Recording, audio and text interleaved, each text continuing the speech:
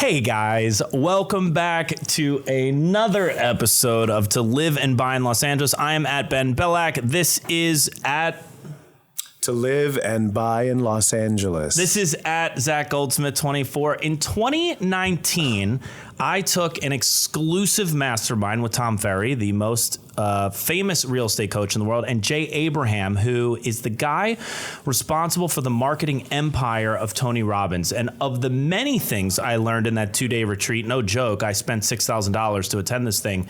I learned that proximity is power. It was in that 2-day period that I decided to take up golf so I could surround myself with more ultra high net worth individuals. Now, Chris Dyson, quite the reason. A friend and colleague at the agency said to me, if you're going to take lessons, and I had never played a hole of golf in my life, the only place to do that in Los Angeles was Urban Golf.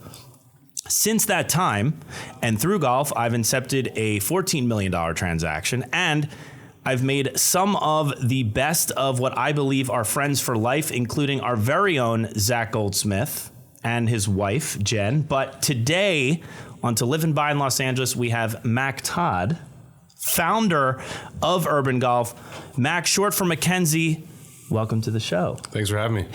Yeah, thank you for being here.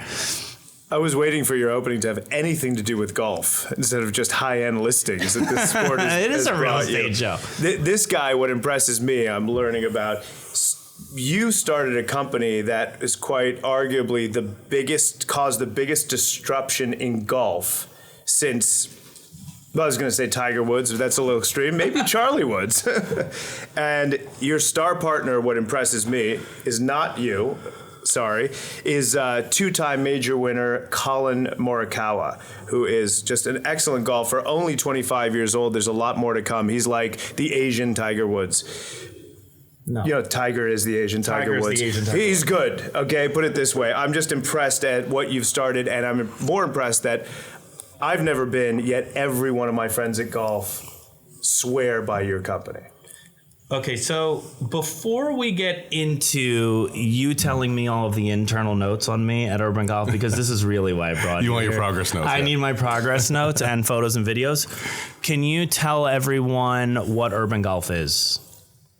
Yes. Yeah, it's a comprehensive golf performance facility. So like everything you would need to develop your game, from physical therapy to, golf instruction to strength and conditioning, club fitting, club building, mental coaching, like the whole matrix of player development under one roof. So each location is 6,000 to 8,000 square feet, 14 employees, and they're all working together as like a professional sports team with each and every client.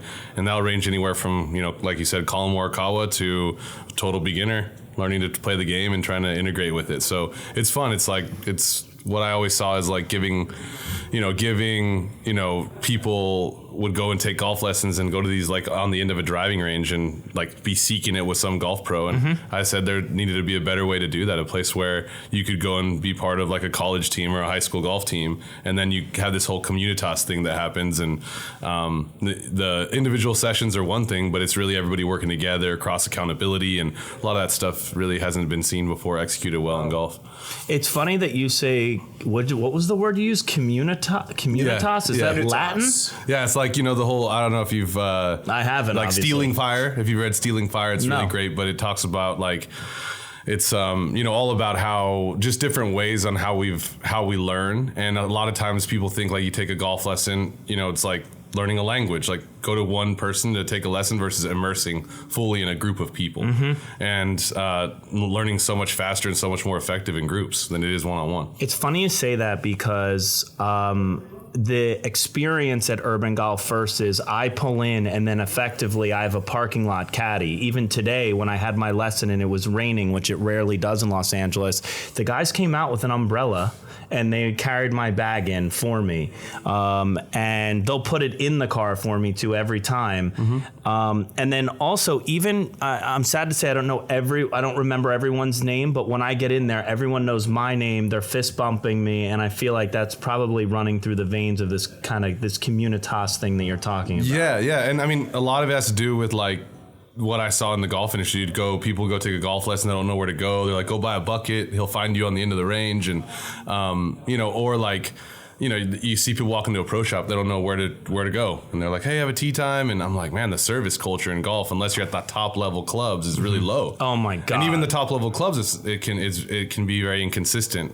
Yeah, like when you go to pay at a course, like a public course, let's just say you're like playing at Palm Springs or something, or you're playing at like the celebrity course in Indian Wells, and like the starters, the guys who take your credit card, it's almost like they're annoyed. They're like a little annoyed. They are umpires. Okay, so you sort of started a version of the Starbucks of the coffee world, which is what I was getting at earlier. If you've ever read the book by Charles Schultz called A Starbucks Experience, he started, something that was not revolutionary, coffee. Correct. Golf. You didn't start golf. No, I always But he curated the experience to make it personalized. Yeah. And he's expanded still with a boutique feel, which sounds like what you're doing. Yeah, I don't think I'm inventing anything new. I'm just taking a lot of good things that are out there and putting them together, and in a whole composite experience. That's super cool. I love what Kathy Truitt did with Chick-fil-A, with the culture of the business and everything like that. Super inspired by Hillstone and what those guys have done.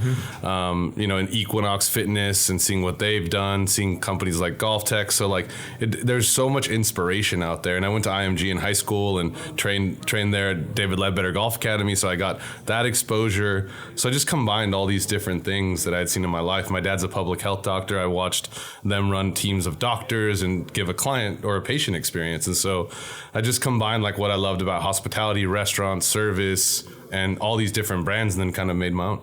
Yeah, that's fascinating, the health and fitness version of what you do. You didn't just curate a better golf experience. It is a full-on athletic experience. Yeah, it's sports performance, meeting, even kind of fringing into medical a little bit, into instruction, training. It's a whole, like I said, a whole composite of things coming together. Well, speaking of that, when I did an assessment there when I first started, and the assessment was like an hour and a half, they looked at my swing, which was a baseball grip. I'd never played a hole of golf. Yeah. And they were like, here are like the 10, 12 things we're looking at, and these are the things we're going to start with first. But then when I got the hooks of heroin in me, and I was like, I really need to get to these certain things. My coaches were like, your body just actually is not going to set you up for that. So then I started doing the physio aspect of it in the gym, and like the first 2.5 sessions or so, Ryan, who of course is now following around Colin Morikawa, which we'll talk about, it was all about my feet. And actually Colin was quoted once in saying that when I started at Urban Golf, he was saying there was so much about my feet. So it's just wild how much goes into it. Practice. So you grew up in Texas? Yeah, I grew up in El Paso. So what was your kind of golf life there as a kid? And I didn't start playing until I was always around it. I grew up on the 15th hole of El Paso Country Club, and so I was around it, but I didn't really start. I played tennis first. My dad was a really good tennis player, so I played that a little bit, and then I wanted to play basketball, but I could jump as high as a tortilla, and so I could shoot though.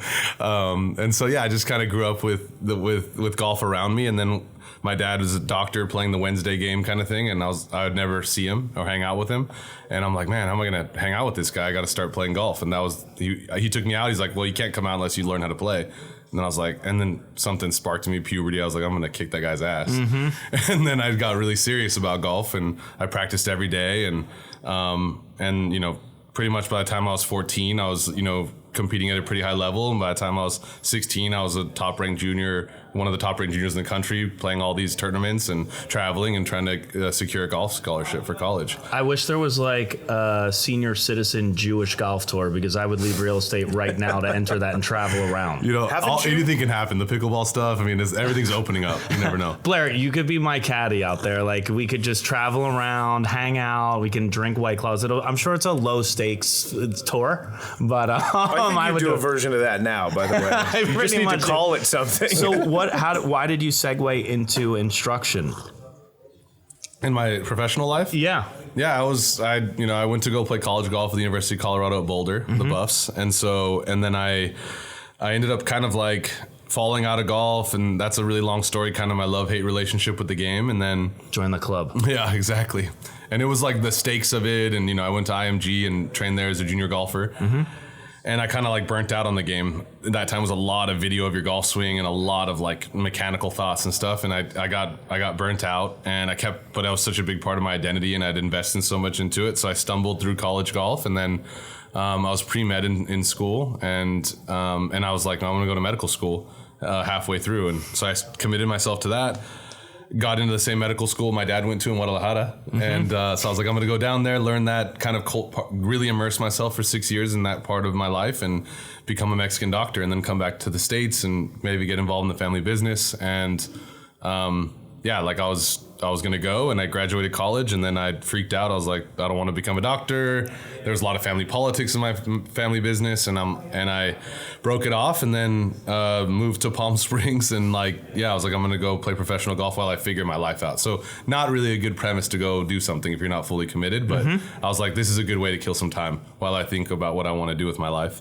And so I went for maybe 3-4 months, and sleeping on couches and staying in La Quinta Inns and stuff, and in Arizona and in California. And I was like, this isn't the life that I want. And then I met my wife to be, and then little by, next thing you know, against the wall, broke. She no started money. pushing you. Yeah. And I'm like, I got to build something. Yeah.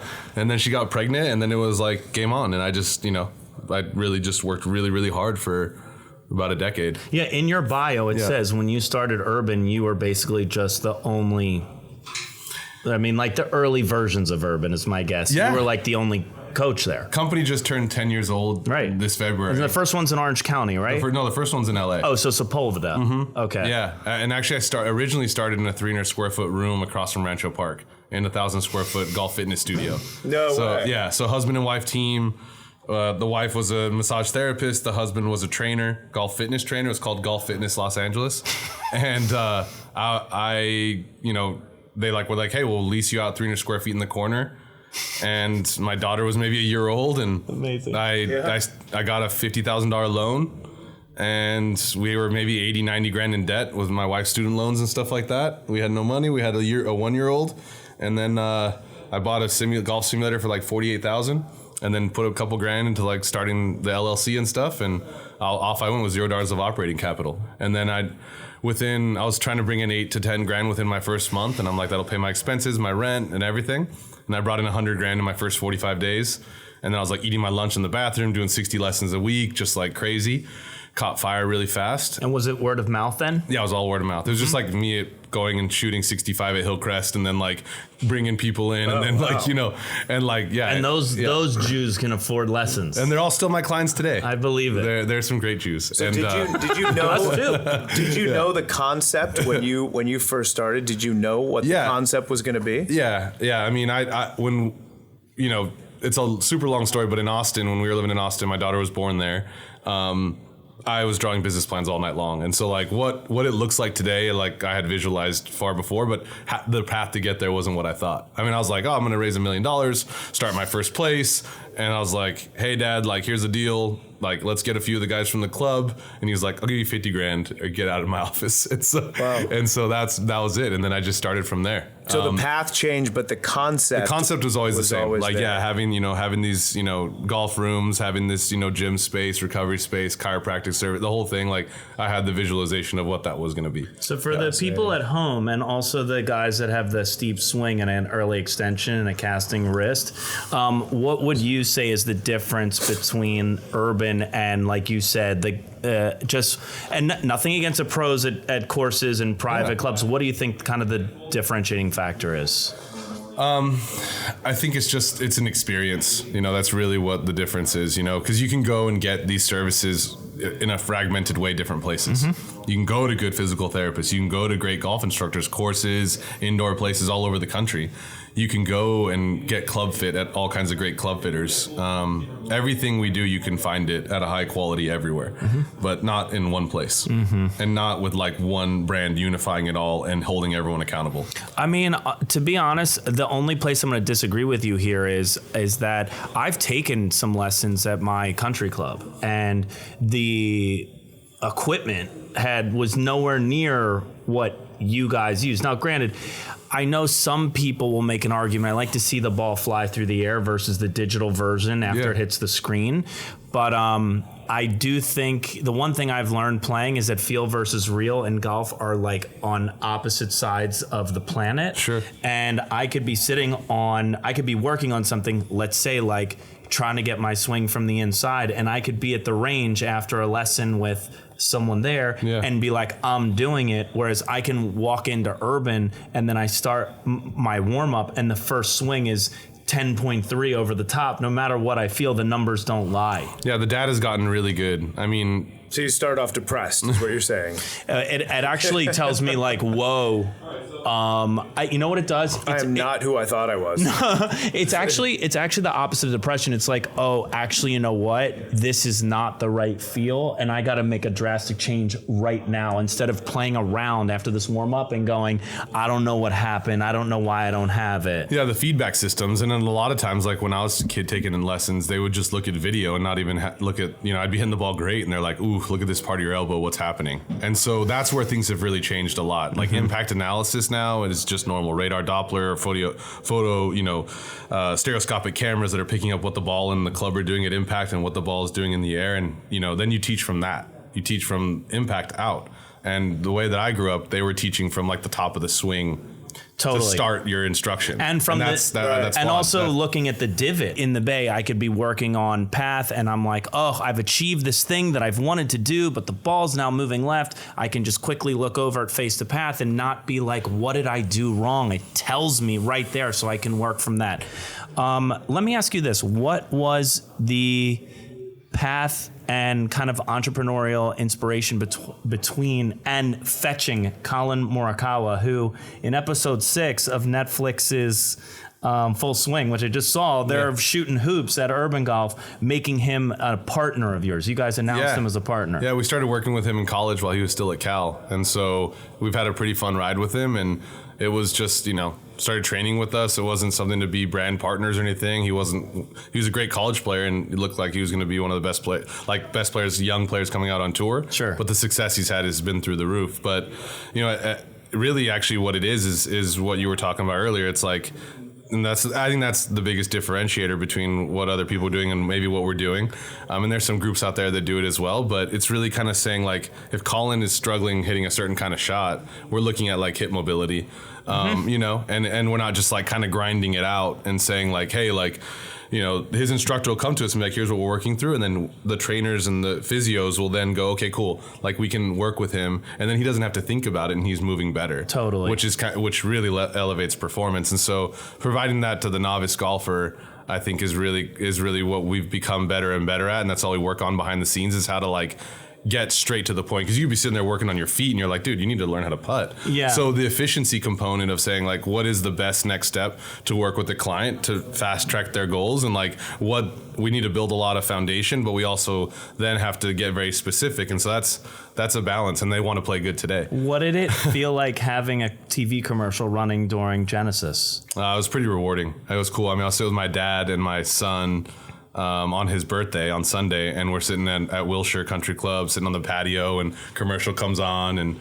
yeah, it's awesome. It's been a lot of hard work. It's a dream come true building the company, seeing the best players in the world subscribe to the services, the team. I mean, the facilities are beautiful, and my dad's glad I didn't go to medical school. I'm sure. So is the next step for you to potentially like franchise or keep opening new locations in places like Monterey and other golf hubs where people can afford these services first? Like, what is the plan? I mean, you're obviously not going to open one of these like, and I don't even know. I'm not going to say anything negative. But look, there's pretty much most major markets, even like smaller mid markets like Nashville and Austin and stuff like that would be good. But really, we have such big demand here in Southern California.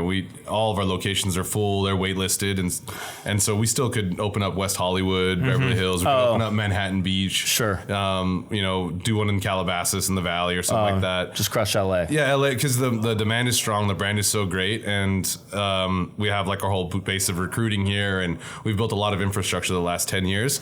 But I want to open up in Texas. Being from Texas, I really want to get a Dallas, Houston, Austin going, and there's about 10 locations we could open in Texas, and a different kind of talent pool that comes from that. I'm not saying Texans work harder, but there's a different culture that I think would make our California, Texas, and really advance us going forward. Because we want to go to the East Coast and go down to South Florida. And Yeah, are you in Florida? No, we're just in LA, Newport Beach. And, It's got to be a giant Pebble. market, Florida. Yeah, it'd be great. Yeah. Oh, like Jupiter. Yeah, Jupiter, and some of our guys are down there, Miami, and that whole thing. And then up in the East Coast would be great too. So our goal is to open probably 50 nationwide, and then about 70 to 80 international. That's amazing. So all in, yeah. So we have some ambitious goals. Do you think that you, like we in real estate, benefited from the pandemic a bit since no one could play any sports except tennis and golf? I think golf as a whole, and just like, I mean, nothing like pickleball, but golf as a whole, I think the industry, there's so many more entry level golfers that have come into the game, which is awesome. We saw a lot of that in 2000 when Tiger was at his peak, and then all these golfers came in and they came out. 08 happened, and then they came out of the game, and everyone sold their second and third home in Palm Springs. Sure. And so we kind of saw that effect, and then a lot of golf pros were hired around that time that are no longer in it too. So these contractions, but I'd say we're dealing with such the high net worth individual coming to our facilities and our price point and stuff like that, and people that are fully committed to the game, that like we're protected from those kind of ebbs and flows of the industry in general. So people are like, well, COVID must have killed it for you. And I'm like, yeah, pretty much anyone in golf courses, everything. But we were for 60 days. We were already solid before it. And so what it did for us is it really improved our culture. It really improved our work ethic, we just got so much more dialed as a business during that time. And we got into the Zoom stuff, and we created a podcast. And so we, as a business, we just got so much stronger. But I wouldn't say that the demand or that it helped our business grow or things like that. It was interesting. It was more just stress tested us and made us stronger. Understood. But overall, there's a more influx. Yeah, and now you have a very professional level of staff, my understanding also. I know a couple of teachers who all my friends have taken with have left to go play on tour or make the tour. Is that something that you strive for? Because you could go to a local municipal course or your local country club, what you're a member of, and you have no idea who these guys are or where they're from. My wife has a dance studio for kids called the Floor Dance Academy, very successful. And she's a professional choreographer, and all her teachers are professional working dancers. And it feels like that level of expertise goes a long way with the clientele. Definitely. I mean, for the most part, as far as like the golf instructors go, but even like our trainers, one of the big, helpful criteria for getting hired at UGP is that you played college golf. So that helps a lot. I don't care if it's Division III or NAIA or junior college golf. It doesn't matter. If you're playing college golf, you're playing at a high level, and you understand how to deal with pressure and be on a team and, travel and the grind of it all and everything that comes with it. So that helps a lot culturally, that if you went through the college golf experience and what kind of a teammate you were in college, and the coaches can be helpful in teaching us about how they were during those 4 or 5 years. So that helps a lot. And then, another huge criteria, and that not all of our guys played college golf, but most of them did. But I think that also too, big criteria is just, people that like being on teams and helping other people succeed. The reason I've been so successful when I started UGP, everybody was like, oh, Mac, Mac's the best instructor. You'll never be able to copy yourself. You're never going to grow beyond this. I had all my Hillcrest clients being like, there's no way you're going to scale this. You're an amazing teacher. You're a great player, but no, you're not going to copy your personality. No one's going to want to see your people. And I just proved that wrong over and over and over again. By training them the way by empowering other people. Yeah. And so most people like myself that would start a golf academy would call it the Mac Todd Golf Academy. And for me, I always was like, no, this is Urban Golf Performance. This is UGP. And people would just be like, what are you talking about? It's like you in a 300 square foot room. You look like a psycho over here. I'm like, no, we're a team. I swear. Ben does that too. He's in a room, a giant office by himself, and he calls it a team. What are you talking about? You're in a golf simulator next to Rancho Park. So that was the thing. I just really wanted to empower other people and develop others. And I'm a coach. So naturally, I translated from teaching golfers in a bay to then teaching the coaches and teaching people administrative stuff. And I had to be learning it on the fly. And that for me, I'm very passionate about developing people, developing teams, and I have an entrepreneurial bug. I love the process of building a culture and seeing sustainable results and then building off of those things. It's fun watching someone that you're coaching, then transferring the skills of someone. That's part of the reason why I built a team, is because I realized I got tremendous fulfillment seeing seeing people that came to me with not knowing and then like rising. And when they've had successes, particularly a few people on my team, like I actually have an emotional reaction. I never thought that would happen. As we wrap up here, a couple lightning round questions for you. Yeah. What's in the bag? What's in the bag? I play Titleist Woods, like, the TSR4 and all that cool new stuff. And then I have Mura irons. Wait, hold on. 3 wood, 5 wood? I play a driver, a 4 wood, like a 16.5 degree. And then I have a little hybrid in there. Okay. That has a little sneaky autoflex in it, actually, that I get a lot of crap for.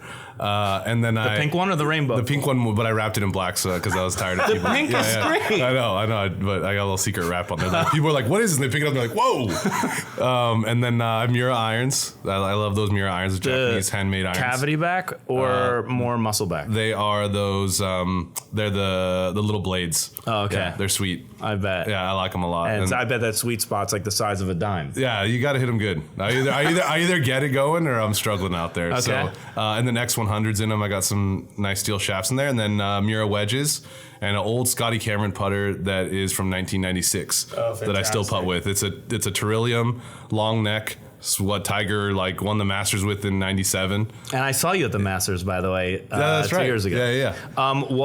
What degree wedges do you have? I have 51, 55, and 59. 51, 55, 59. I didn't 59. know there was a 59. That's just how Mura makes one of their wedges in a 59. Oh. Yeah. Okay, so here's a question.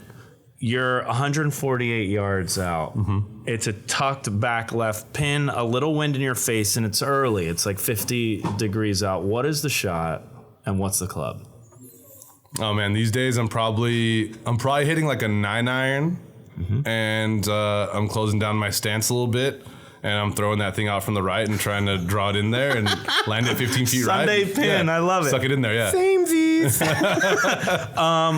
Stronger, weak grip? Pretty neutral. You're neutral? Yeah, I'd say neutral, yeah. Okay, and if you had to give one tip to an amateur, what would it be? Work on your short game. Like really get really good at just fall in love with practicing your short game and hitting all kinds of shots around the greens. Just being able to go high, low, and hit it with different clubs. And I always tell when someone's not a very good golfer and they're like, my 60 degrees is my favorite. And I'm like, you know. Yeah. You know what I also think? I think you learn a lot about someone's personality the first time you play with them when you see how they play around the greens. I think someone who's thoughtful and intentional is a finesse personality. They tend to be really good around the greens. Yeah. And then people that are a little bit like caught up in, drive for show a little bit more. And that I think translates to the rest of their life. This is my own theory. They're not as good. They're not really as tactical and have the finesse around the greens. That's what I have. Yeah, I love just people have the ability to just grind out around even when they don't have what they want that day. And short game saves you. You're looking at two scramblers here. Yeah, short game grind. it saves you, and it can make a bad round, just acceptable. What are your thoughts on Live? I think I was such a huge fan of Greg Norman growing up, and so that was that's who got me into the game, and it was like right around the time. Yeah, Greg Norman was the man. Yeah, he was just like, he was Tiger before Tiger. I mean, growing up watching him, just the way he swung at it so aggressively and like his swagger on the course and his emotions, he'd wear them on his sleeve. He was like Tiger because it was so entertaining. And he was like a surfer from Australia and just real vibey. And then as a businessman, he's killed it. So I was always a huge fan of Greg Norman. And so, but I'm also like a huge fan of the legacy and the history of the game. Right. And I love like a 72 hole golf tournament. I love the pressure. I love like the missed cuts and the slam trunks. I love the whole aspect of the game. I love I was a huge fan of the European tour growing up and watching Lee Westwood and Colin Montgomery, 11 Order of Merit winner in a row. Like, what are you, 70, mid-70s? I feel like an old, but most golfers, when you meet them, they're like, when I was 15, I was into the history of the game. I love like studying Bobby Jones and all these different things and seeing the evolution of it. And so this whole thing with Live of like moving the game forward and then like kind of leaning into the waste management, like drinking a lot and like partying and 54 holes, no pressure, like pay, like it's not for me. I'm not entertained by it as a consumer. And as far as like what it's done to the players and the different like and how it's brought all this like contention and bitch slapping each other on the driving range between the players. And so it's overall I'm pretty bummed about it. But at the same time, I'm like, just like everyone else, I'm like, all right, let's see how this all plays out, because it's going to have to hit a front eventually. Yeah. And there's a lot of good players with like great brands and names that went over there, and yeah, I mean, I think there's nothing wrong with creating an exhibition tour. I'm not getting to like the morality and the ethical components of it, but it's just a consumer of watching sports on television. Like, I don't know what the product is. Let me ask you Right. I like looking at it as an exhibition tour, because I get why people go, because it's so hard to make money on the Pro Golf Tour. Sure. That the people whose names we know make a lot of money. Yeah. Everyone else below the top 20, 30, whatever it is, barely survive, right? Yeah. So I get it, but I agree there's no emotional component. There's nothing There's no gripping investment. enough. There's no investment. Mac, where can everyone find you?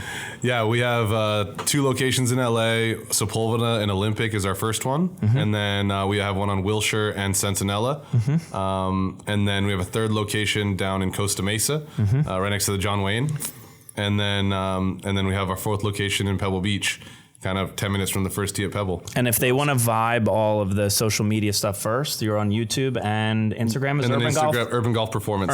Urban Golf Performance. I'm so used to saying UGP. Yeah, because you're in the know. That's right. Dude, thank you for creating an organization that has birthed me into golf, something that has become such an important piece of my life. It certainly occupies most of the words that come out of my mouth every week are usually about golf, my swing, or where I am going to play. I can't tell you how grateful I am, and actually how pissed I am at my own father who didn't push me into golf. Yeah, didn't push me into golf. I'm going to have him on here crying. But dude, thank you so much for being on the show. Yeah. Zach, anything else? Well, first of all, thank God we shoot only from the waist up for you, because you have been so excited about I've been Matt erect. coming in. I'm erect. The entire time. I'm sold based on this. I just wish I'm going to buy Zach an 18 pack. The next big deal I close. Guys, thank you for tuning in for another golf-driven episode of To Live and Buy in Los Angeles. I am at Ben Bellac. This is at Zach Goldsmith 24. We got Mac, Ben, Zach. We did it this time. We can't ever end it. Thank you for tuning in.